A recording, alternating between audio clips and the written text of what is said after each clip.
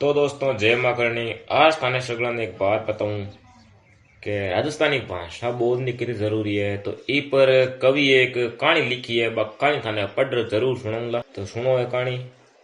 राजस्थानी हो तो राजस्थानी बोलिया करो, राजस्थानी हो तो राजस्थानी बोलिया करो। जरूरत है जठे बठे ही हिंदी अंग्रेजी बोलिया करो।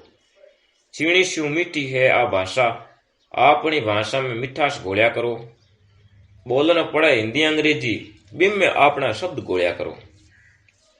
अपनी भाषा राजस्थानी है, टींगरा ने आ बात सिखाया करो।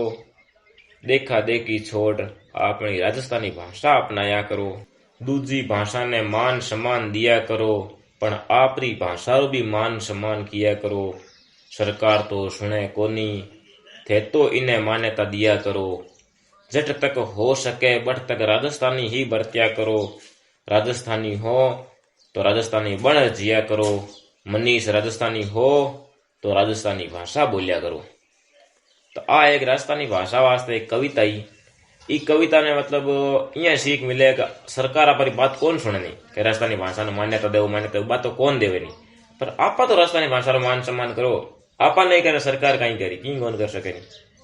तो ओ वीडियो इतो शेयर करो कि भाई हर आदमी तक जावे भी मैं कुछ ना कुछ मतलब यहाँ मन या लागे भाई आपने दूसरी भाषा री मान सम्मान करना चाहिए। पर आपारी भाषा भी अपन बोलनी चाहिए। जहाँ पंजाबी आवे तो बे राजस्थानी आए तो भी पंजाबी बोली। अरे आपा पंजाब में जा अपना तो आप हिंदी या हिंदी बोला तो हिंदी क्या बोला यार, आप राजस्थानी भाषा बोलो ताकि सामने ध्यान पड़े राजस्थानी है। मैं कुछ चंडीगढ़ में 6 साल काम करोड़ो है, बाकी मैं कभी आज तक मैंने याद को नहीं कि मैं हिंदी बोलियो।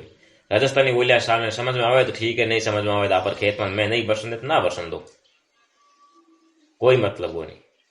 तो थाने सब भाई वही तो ये एक वीडियो तो शेयर करो कि हर भाई खन जावे, और कमेंट में जय मां करनी जरूर लिख दिया। चैनल सब्सक्राइब जरूर कर दिया। जय मां करनी।